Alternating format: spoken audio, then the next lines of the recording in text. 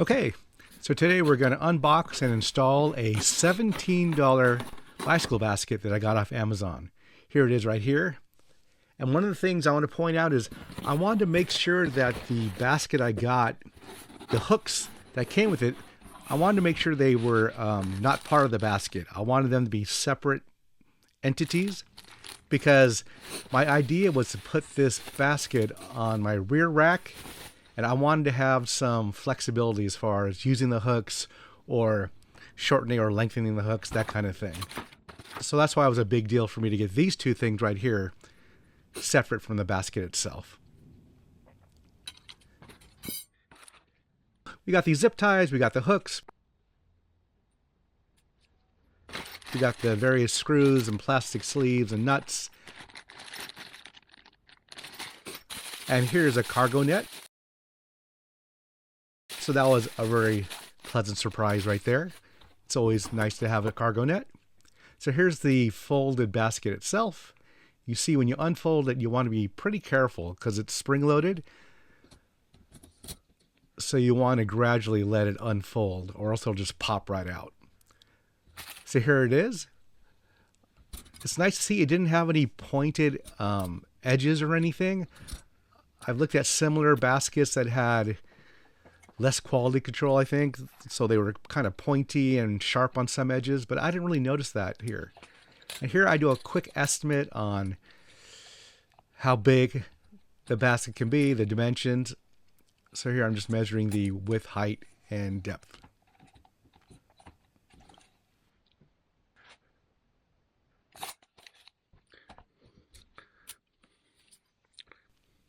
Okay, so at this point I'm unsure if I'll be using the hooks, so I'm going to install them and see how they look. And you can see it's a pretty simple process. You have 4 little bolts. You pop them in there. I just hand tighten for now.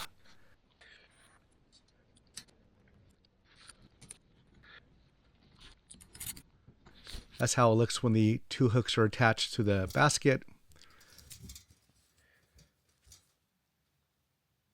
You can see I've added the sleeves. They protect the paint on your handlebars, hopefully. So let's see if they fit on my handlebars. So these handlebars are 31.8 millimeters. And you can see the basket fit fine over the handlebars. Now you can see it barely clears the tire. So if I was going to use this on the front, I would probably adjust the hooks so the basket would be raised a little bit.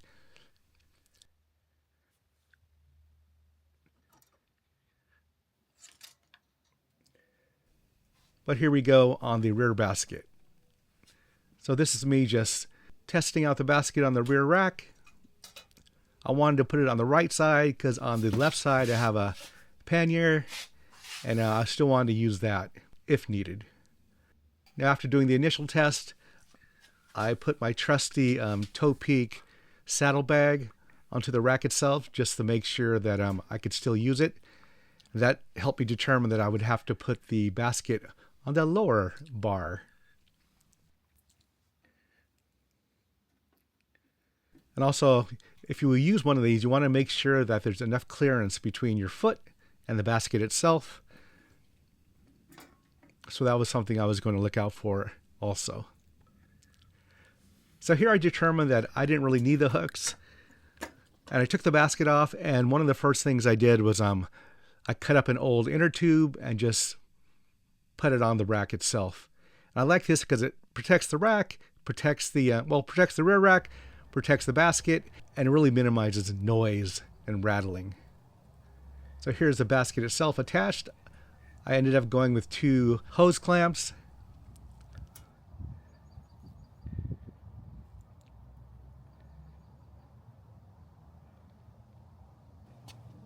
And here's a quick folding test just to make sure it still folds. And it folds without an issue.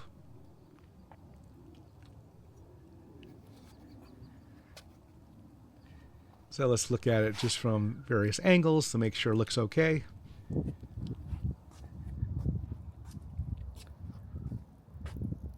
So I liked using the hose clamps.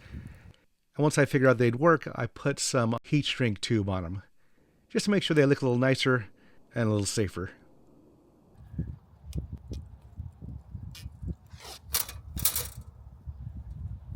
So here I'm pedaling, just making sure my foot doesn't hit the basket in any way.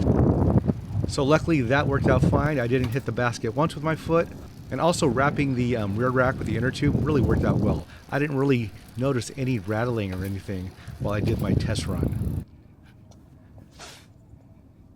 So here we are looking at the rack. You can see the hose clamps, the inner tube, which was zip tied. So I used 2 hose clamps on the top, and I used 2 or 3 zip ties near the bottom. The other zip ties you see, they're just used for the inner tube itself, wrapping it around the rear rack. So here's a top view. Here's the hose clamps without the heat shrink tubing. And here's what they look like with the tubing. And back to the bike itself. As a quick test, I stuck a regular size grocery bag, a paper bag. You can see it fits pretty nicely. Filled it up. So all in all, good deal. 17 bucks. And I used the hose clamps because I wanted the basket to basically stay on the bike. I think 95% of the time the basket will be folded up. But it's nice to be able to unfold it and use it just in case I need it for those trips to the store, that kind of thing. Now I'll be looking to add even more bike accessories to this old bike of mine in the future. So if you're interested in that kind of stuff, please subscribe. But other than that, thanks for watching, and until next time, I'll see ya.